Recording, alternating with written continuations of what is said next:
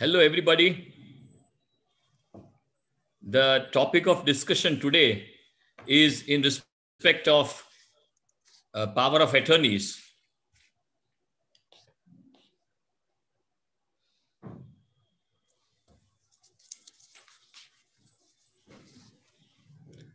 So first and foremost, what I would wish is that let us understand what are the basics of a power of attorney. Basically, a power of attorney is something where one person is entrusting powers to another person to do certain acts. Now, there are certain acts which can be entrusted to somebody in respect of the financial affairs and the compliance part, and certain affairs which cannot be, or there are certain restrictions under the regulations.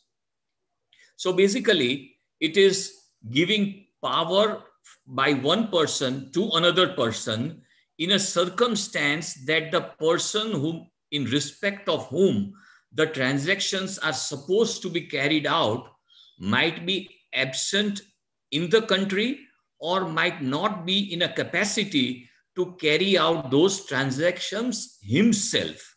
So he is giving away the powers to somebody. Now, one more important thing which comes out of this arrangement is that at times people start feeling that when I have given a power of attorney to somebody, I myself, who is the giver of the power of attorney, cannot carry out those acts because I have already given a power of attorney. No. The position of, or rather the basis of law is very clear. All the acts which are related to a person can always be done or can be carried out by that person himself always. And it can also, I'm using the word also, be carried out by the person to whom a power of attorney or the right has been given to carry out the acts. Now, initially, what happened was that there used to be a power of attorney which would contain clauses that would include carrying out banking and all other related kinds of transactions. And that used to work okay. In recent times, what has happened is that different banks have their own formats and their own ways in which they would allow somebody to operate the account other than the account holder. And that is called signing a mandate. So that power of attorney which we were executing all these years is something which remains okay, fine. But beyond that, that respective bank asks for signing of a bank mandate.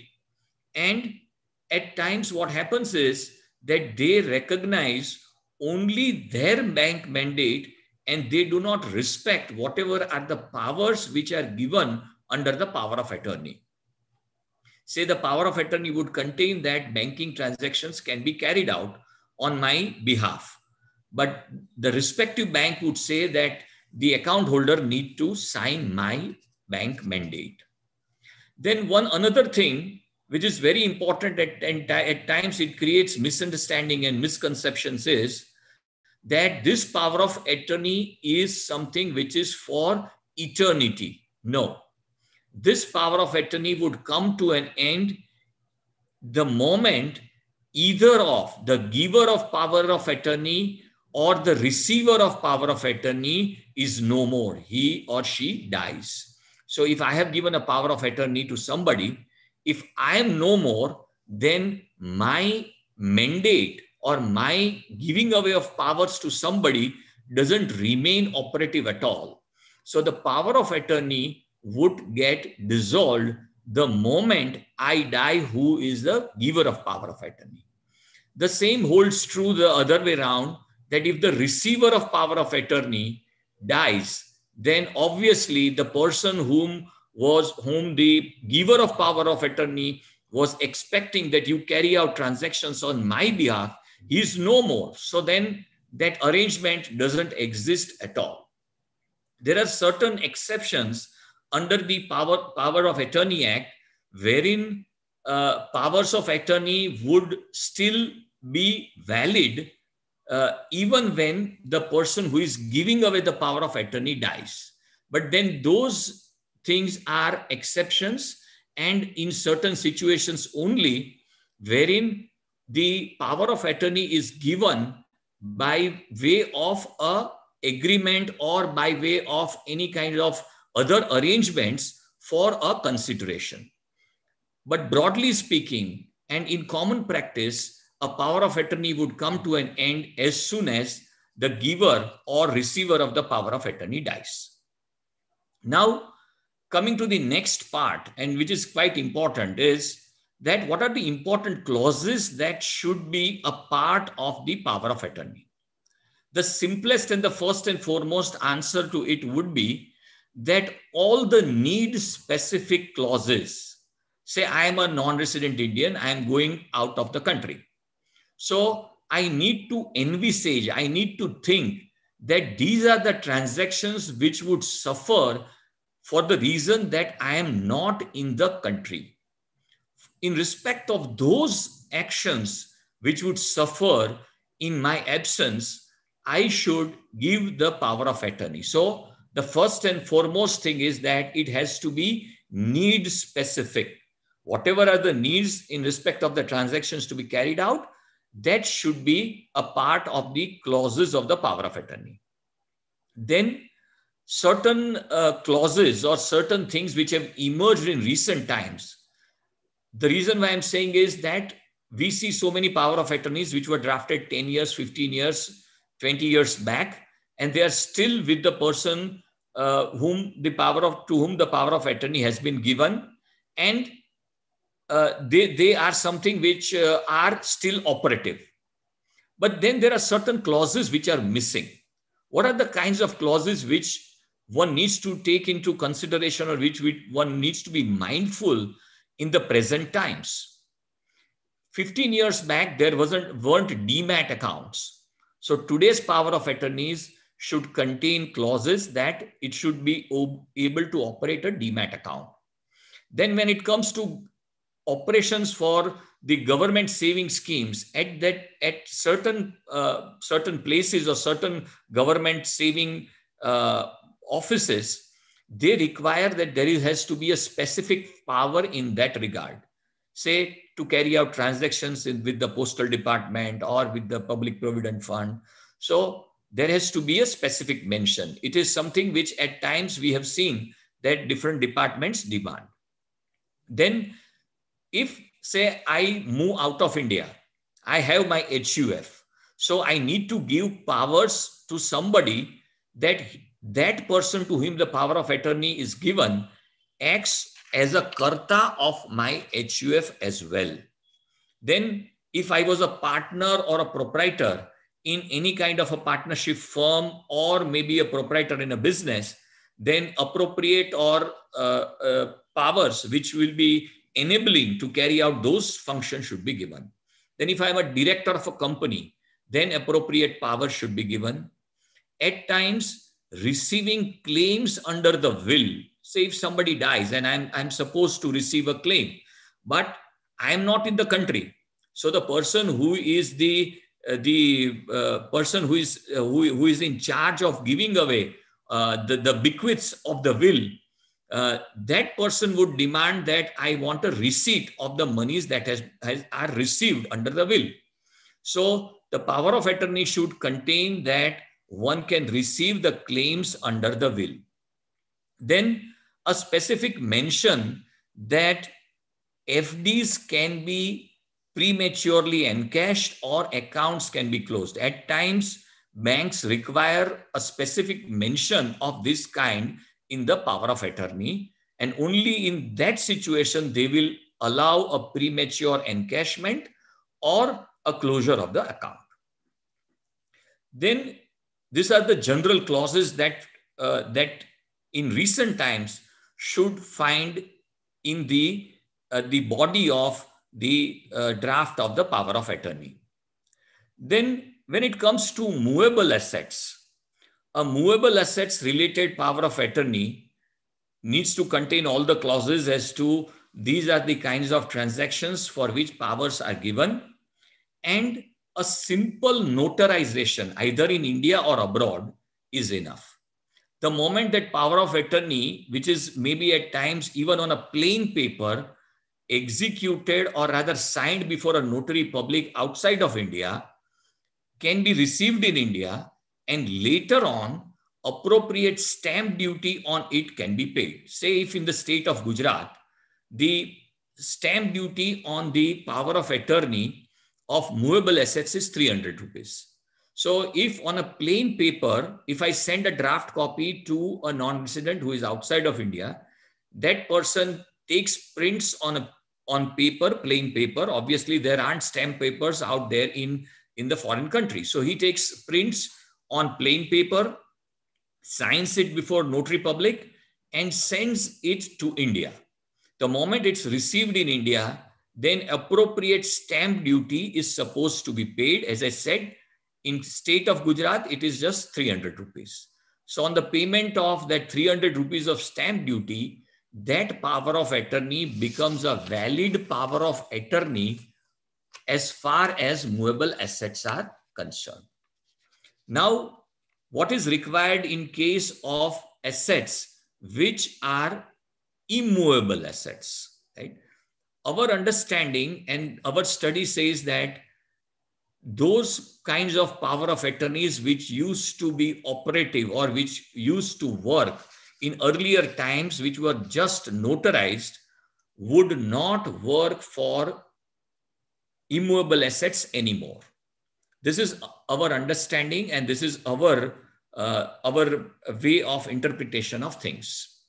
In India, of what we broadly understand is that in respect of any of the immovable assets for which power of attorney is supposed to be given, that power of attorney needs to be registered and stamped in India, and each power of attorney needs to be registered in respect of each asset before the registrar, which is the jurisdictional registrar in respect of that property. This is our understanding of the legal position. This position might differ from state to state and on basis of certain interpretations. And the final word in this regard may be from the person who is, as we call, revenue advocate, who is going to take care of the registration part of the particular property. So when I said that power of attorney in respect of immovable property has to be stamped and registered in India, at times what happens is that the giver of power of attorney or the receiver of power of attorney is not in a position to travel to India. Then what happens?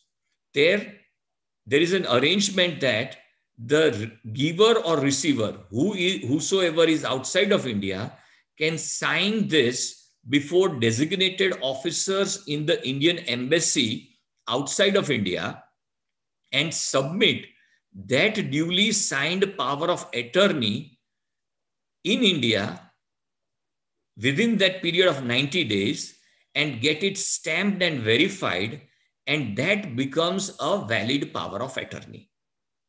Now issue comes as to what is the kind of stamp duty that is required in case of these power of attorneys for immovable assets. As far as the state of Gujarat is concerned, if the power of attorney in respect of immovable property is given to somebody who is a close relationship, and the term close relationship is already defined by the revenue department, then that relationship related power of attorney would require only a stamp duty of 300 rupees. But if it is given to somebody who is a non-relative, then stamp duty to the extent of the market value of the property for which the power of attorney is to be given is something which is leviable. Now, let us look at what a power of attorney can do and cannot do. The do's and don'ts of a power of attorney. A power of attorney, especially in respect of a NRE or an NRO account, that power of attorney holder can make payments for the investments and remit funds outside of India in the account of the person for whom he is acting as a power of attorney holder. So I am a power of attorney holder for a particular person, then I can remit the funds by my right as a power of attorney holder to the account of that very person outside of India and not to any other account.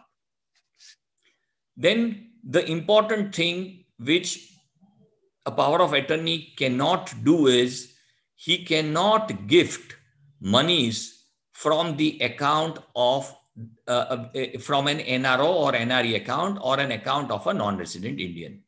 So a power of attorney holder cannot sign a check of a gift to somebody by virtue of he being a power of attorney holder. So these are certain do's and don'ts which are normally missed out by people who are power of attorney holders.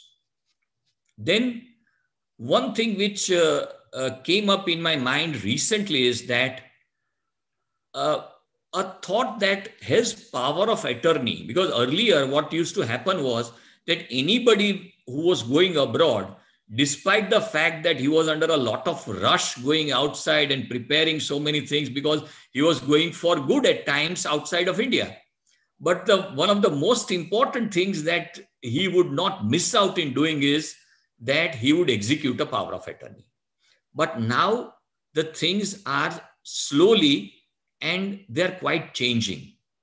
And for that reason, at times I would feel that if the transactions of somebody are of a certain type, then that person who is a non-resident Indian need not give a power of attorney to anybody in India. Say a non-resident Indian is contemplating investments in certain financial assets, or he wants to make payments for certain things to somebody from his NRO or NRE accounts in India. Now, these things can be done very much online. So he need not have anybody to sign checks in India, but he can make payments right sitting outside of India to the respective beneficiary by just click of a button. Then another thing, insofar as investments are concerned, most of the jurisdictions, except USA and Canada, they can make investments into mutual funds and on an online basis by on an electronic methodology. They don't require any physical signing of forms or any kind of physical execution of any documents. So any investments can also be done without having a power of attorney. As I said, and I repeat, this would not hold true for non-resident Indians who are in USA or Canada. They are not given the benefit of doing transactions on a electronic basis from India. Then when it comes to transfer of funds from India, then there is a certain requirement that it needs to be signed either by the person, transfer of funds, maybe from the NRO account to the NRE account or from the NRO account to outside of India. Then it requires a specific signing of certain forms and to be submitted to the bank. So in that kind of a scenario, either the account holder has to sign or the power of attorney holder has to sign those documents. When it comes to compliances under different laws, especially the income tax, because income tax, you have to file your returns every year. In earlier times, what used to happen was that in earlier times, what used to happen was that the form needs to be signed physically and had to be submitted to the income tax department. Now that is no more a case wherein you have to file electronically and you can validate it even electronically. So filing of tax returns, filing of replies, filing of so many documents with the government departments has also become completely online, and hence the need for somebody to definitely have a power of attorney has come under a challenge. And at times, I know of cases where people would not see any need of giving a power of attorney to anybody, and maybe at times they are even not comfortable giving that power of attorney to somebody, because it's not something which is very much imperative, as those transactions can be anyways done from sitting outside of India on a seamless basis. So this was all that I wanted to share with you in respect of the power of attorneys. And I will take up questions, whatever they are, in respect of the power of attorney topic that I have discussed, or in respect of any topics which find interest for the non-resident Indians. All that you need to do is that you need to press the button of raise your hands and speak out your name and occupation, and I will definitely, and the location where you are right now and where you are from, and I will answer those questions. And you can even write or just type your questions in the chat box, and my office will read out those questions and put it forward to me, and I will address those questions. Please, the house is open for questions.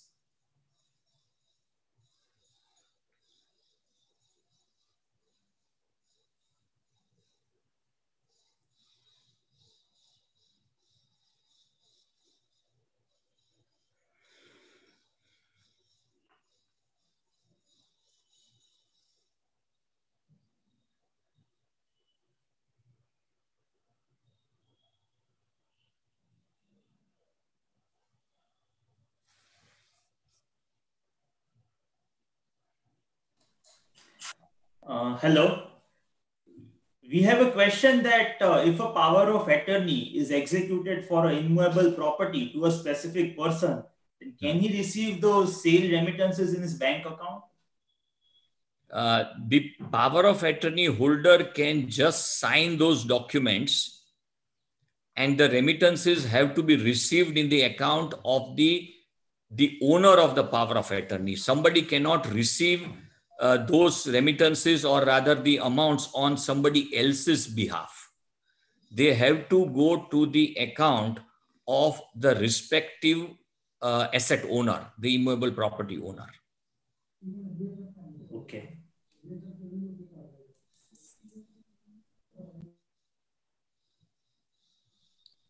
Hello. Yeah. Can you please share your views on POA and business operations in India? Okay. As far as PO and business operations in India are concerned, as I said at the outset, that I might have business operations either on a proprietorship basis, a partnership basis, or being a director in the company. So I can give away my powers to anybody whom I wish to carry out my functions, or the rights which I have as a partner, as a proprietor, or as a director of the company. Now, a specific power of attorney can also be given in respect of acting on the behalf of the non-resident as a partner in the firm. So I can give a specific right to somebody to act on my behalf in respect of my partnership business also. The same is true for the other formats of business, and documents can be separately executed, as a specific power of attorney, or it can be a part of that general power of attorney which is executed.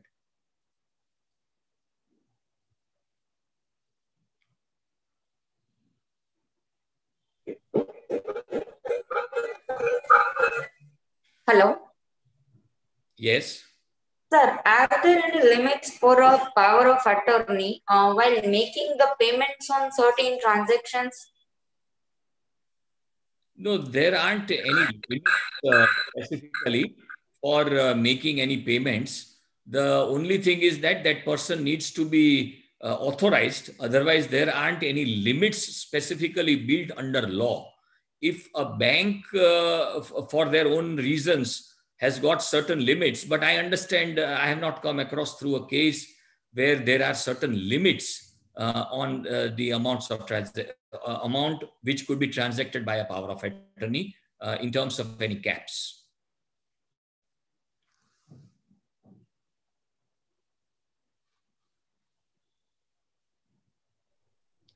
Sir, one question is that, as you said, that POA and can notarize from the from out of India and can send to India for registration and paying the applicable charges of stamp duty. But in case of movable assets, would the minimum stamp duty would be the same in case of close relative and non-close relatives in case of movable assets? Right. Of what I understand, state of Gujarat, it is the same, which is 300 rupees, which is a small sum of money. But there is no distinction between relatives and non-relatives. Okay. Thanks.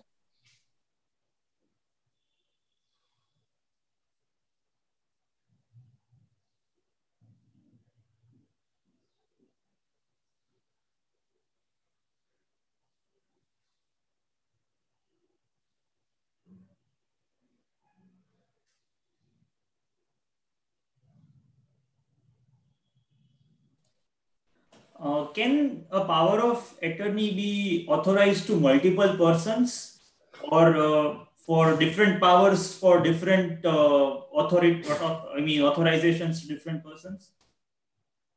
Yeah, that's a good question.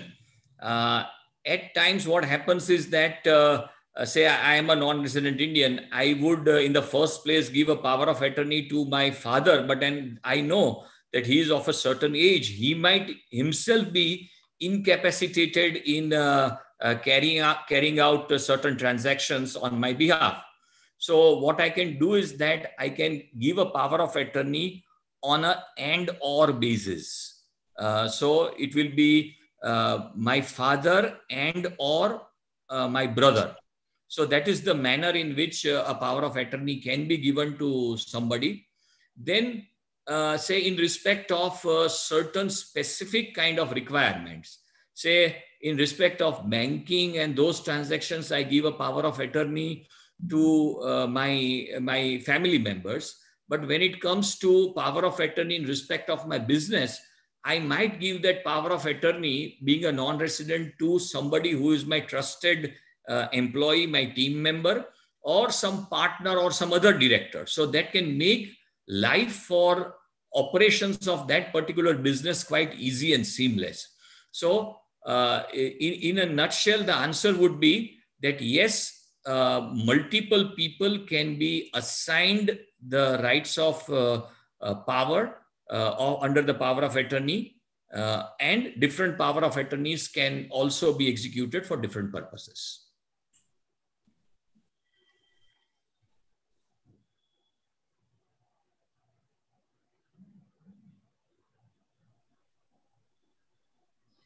Hello. Sir, can power of attorney buy a property in India, and would the process be same as it is in the selling of the property? When it comes to buying a property in India, my understanding and my experience says that a person who is a buyer of property need not be present in India at the time of buying of the property. He needs to sign the document, and our experience says that You can send that document out to that person who is the buyer. He can sign those documents, and that those documents can come back to India. But the person who is the seller has to be present before the registrar in India and sign the documents before the registrar and present those documents. But at times there is a agreement at times in the transfer of property where there are certain obligations for the buyer as well. In that kind of a scenario, the person who is acting on behalf of that buyer, so there are certain obligations under the transfer deed which are on the buyer, and those obligations are undertaken that I would carry out those obligations. In that kind of a scenario, either a personal presence of the power of attorney holder is required through a valid power of attorney, or the personal presence of the person who is the owner or the prospective buyer of that property. I have a question relating to investments and not power of attorney. Since the financial markets are nearly at an all-time high, what could be the investment strategy for a non-resident Indian in these times who is planning to invest in Indian equities or Indian markets? Okay. That's a very interesting and a tough question to answer in these times. Yes, that is true that the stock markets are at an all-time high, which is a fact. But then they are at an all-time high for a reason. And if somebody is sold to that idea, and if somebody is confident about the reason why the stock market is at an all-time high, then in that kind of a scenario, one should think of investments in India even today and holding back their investments, whatever they are, despite the levels which are as of now. Now, when it comes to holding their investments, it is simple. I need to hold my investments because I see a great future, or definitely a good future for India in the times to come. Maybe the valuations would have swollen at this point of time, but the fact remains that markets, stock markets in particular, discount the future and they adjust their valuations accordingly. So the present earnings, whatever we are seeing, and on that basis, if I'm ascribing valuation, that might not be a right way of evaluating the stock market. Anything good or bad, which is in the offing, gets into the price very quickly when it comes to the stock market. So holding on the investments that somebody has made makes good sense if somebody is confident about the way the Indian growth trajectory is moving and the way the things are going. Now, for making additional investments, what should be the strategy? Whether one should be making investments or additional investments at this point of time or not. There, my take would be that one should be making additional investments, but they should not be making those additional investments in one go. What one can do is that they can very well factor out their investment across a longish period of time. By that, what I would mean is maybe say 100 trading days, 60 trading days, 3 months, 4 months on a weekly basis, or something like that. So whatever good or bad, which is going to happen at this level of the stock market, I would not just be a bystander watching whatever is happening, but I would be at least sliding or participating in a certain manner. So I think that should be the strategy for somebody to move forward when it comes to the investments in present times. Thank you.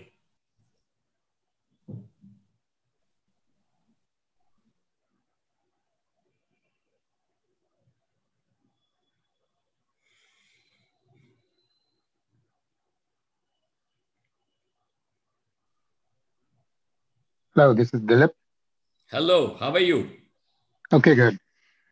I was just going to ask you about what are the good investment areas now in India? Okay. You are based in US, right? I'm based in US, yes. Right. The best investment areas by which somebody can participate in India in terms of investments are through investment in financial assets.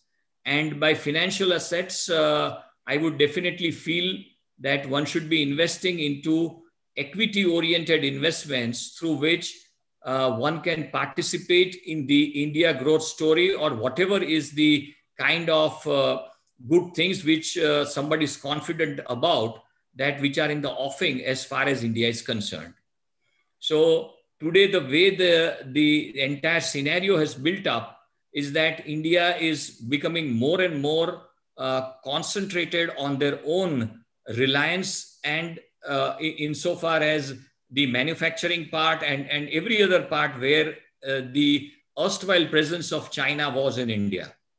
And on the top of it, there is an addition of certain investments in India which are coming, which are as a means of diversification or rather transferring those manufacturings to India. So these are the major areas which will give a flip up to the economy. So in order to participate in that, the best place could be the Indian stock market. And as far as persons who are in US especially, the best way to participate is either through the mutual fund route, wherein the portfolios are managed in a manner that whatever is suited at that particular time, they are actively managed, or through a portfolio management services route.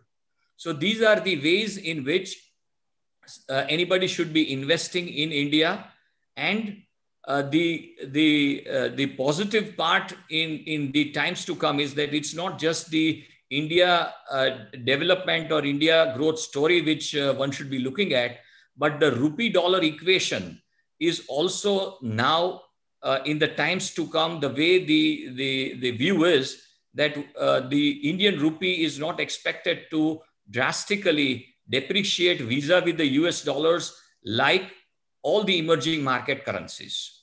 So in sum and substance, my advice would be to invest into equity-oriented investments in India, which would deliver a very decent kind of returns in times to come. Thank you.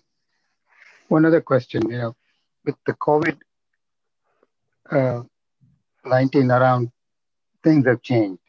Do you see in India that manufacturing or businesses would move out of big cities and into smaller towns? Yes, what you say could be right. And that is something which is a trend which is happening for two reasons. One, as you rightly said, that and the way we say is that India has been impacted to a certain extent now by COVID, but Bharat, which is the rural part of India, or the deep sections of India, they have been very much less impacted. So all the areas which are areas of the economy, maybe agriculture, production, which is located outside of big cities, yes, that is less impacted. And the manufacturing and the activity on the economic front is going to be a little more seamless out in those rural or semi-urban or non-urban areas. Yes, you're right. Thank you. Thank you for the answers. Appreciate that. Thank you.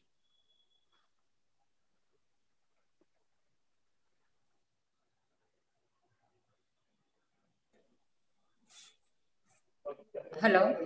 Sir, how we are looking at the debt market in India, is the time has came that one should diversify his debt investments to some other vehicle? Okay. When it comes to when it comes to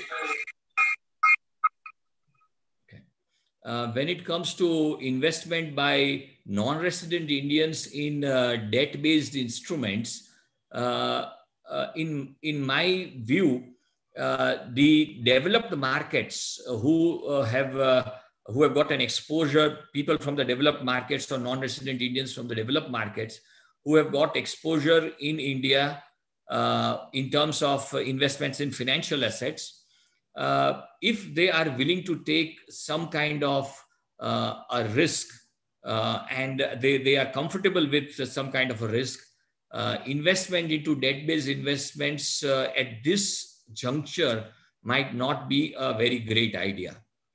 But everybody might not be comfortable taking a certain level of risk, which is always associated with any stock markets anywhere.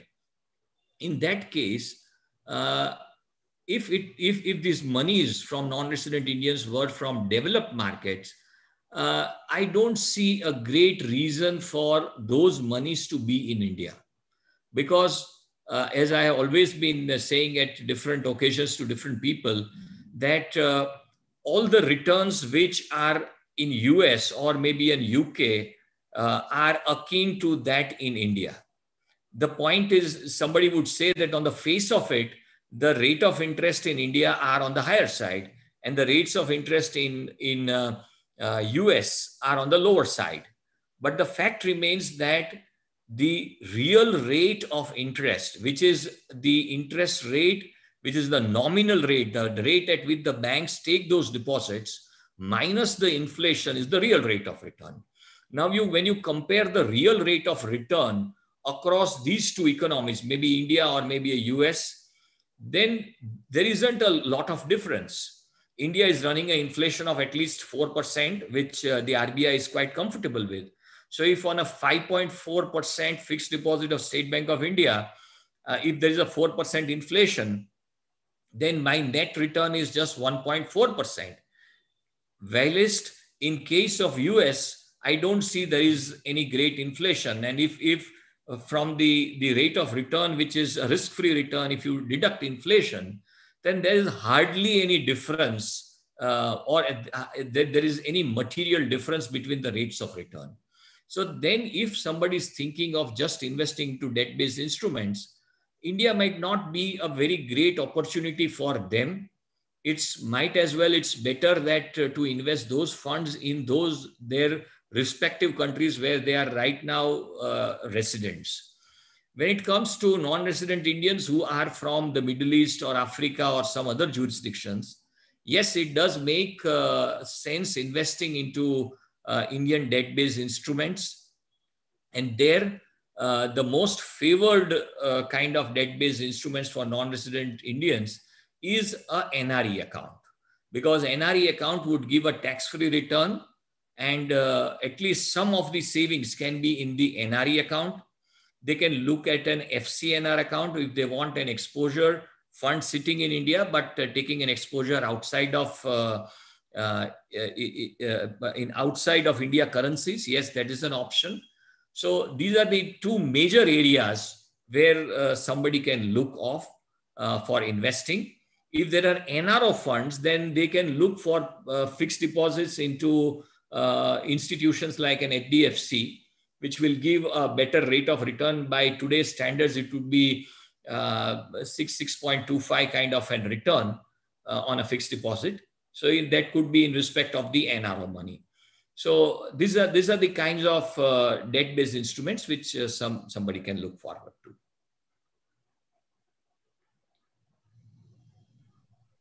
Sir, in continuing with the topic of this investments in India, so I would like to add one more question from my side. That is, which particular segment and industries you think are worth to consider for further addition of our for further additions in our investment portfolios? Right. That's a very interesting and nice question, because with the valuations reaching a certain level at this point of time, that's a question which is very much up in the minds of everybody, that, okay, fine, we are ready to invest in the stock market for the reasons of we see the positivity in India.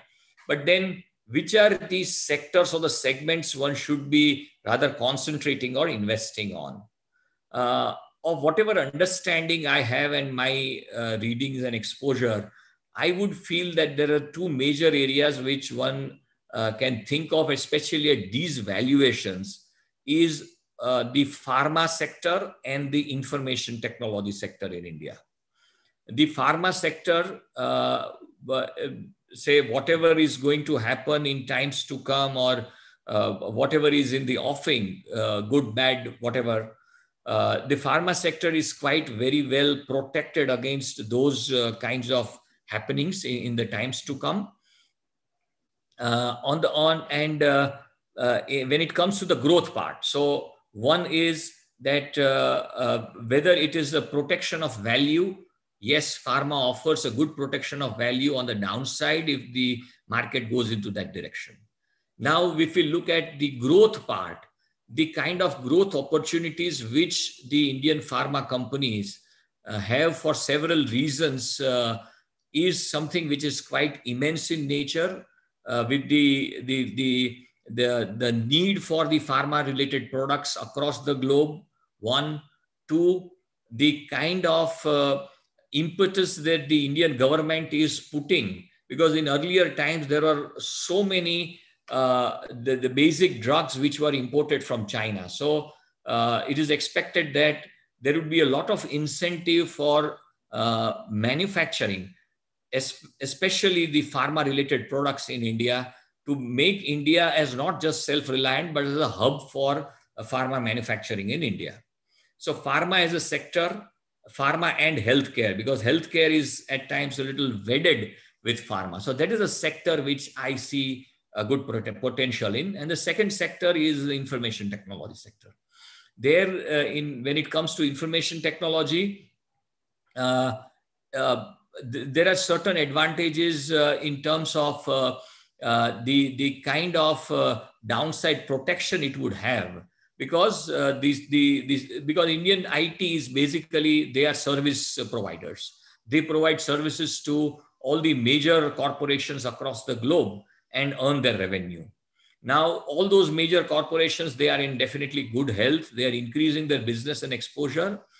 But a new wave of IT outsourcing is going to come in India, for the reason that if somebody says that I can, my office, my staff can deliver work from home, and they can very well keep the business and the office running.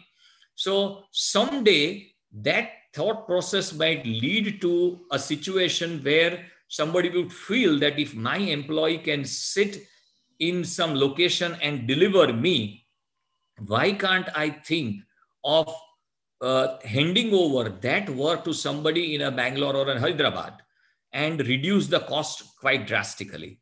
So this is another wave of our IT kind of business which might flow into India, and this has started happening quite well. And the way the IT companies have been delivering results have been quite encouraging. So these are the two major areas, or two major things which are quite very defensive and growth oriented, both the things together when it comes to the segment based investments in India.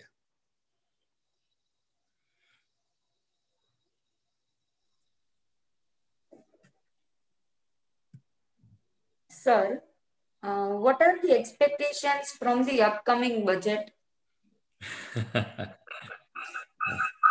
This is a question which comes up for discussion in all the television shows, and we go on watching.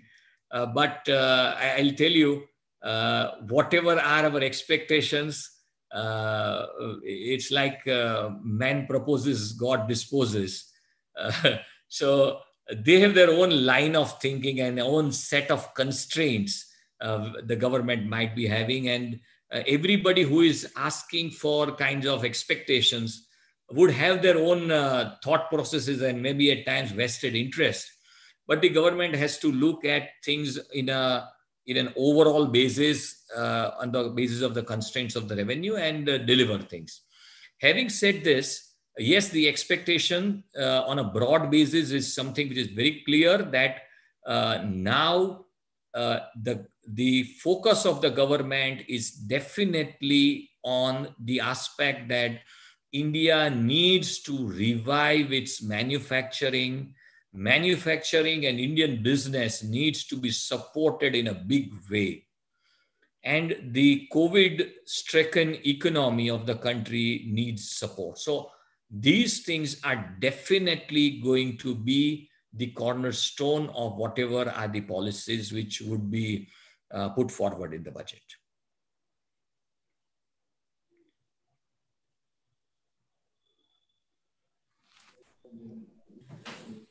Since we discussed about the two sectors, namely IT and pharma, what could be the manner of participating in these two sectors for someone who is not so aware about which stocks to buy in these two sectors? Since we have a lot of resident participants as well as non-residents in this webinar. Okay. Here the most important part is that when somebody is looking at investments, that they should be able to understand the business where they are planning their investments or are wanting to make a meaningful allocation into that company or that kind of a sector.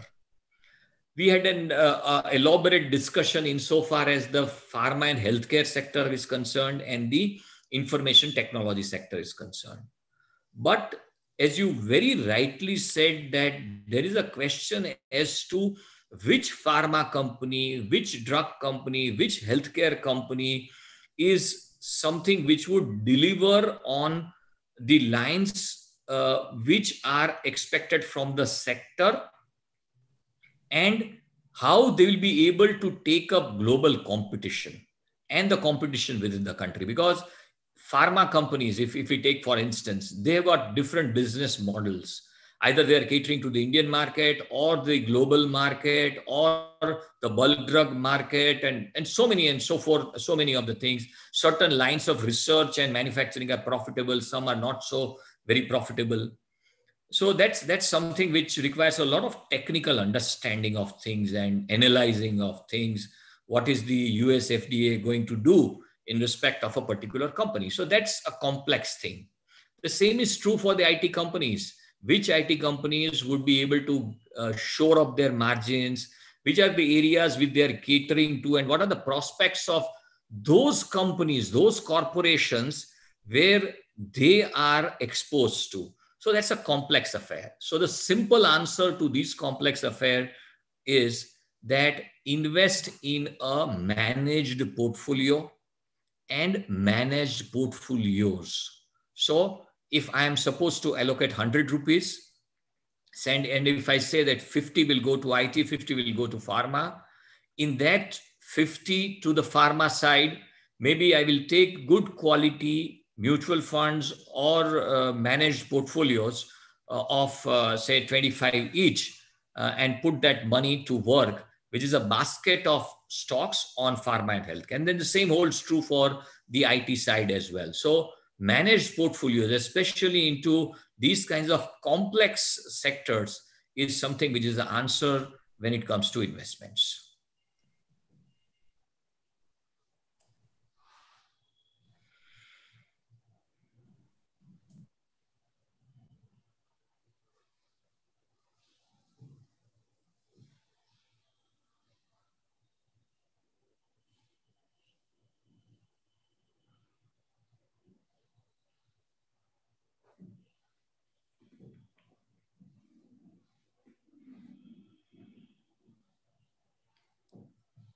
All the participants are welcome to send their suggestions on to the topics which we should be taking for discussion in the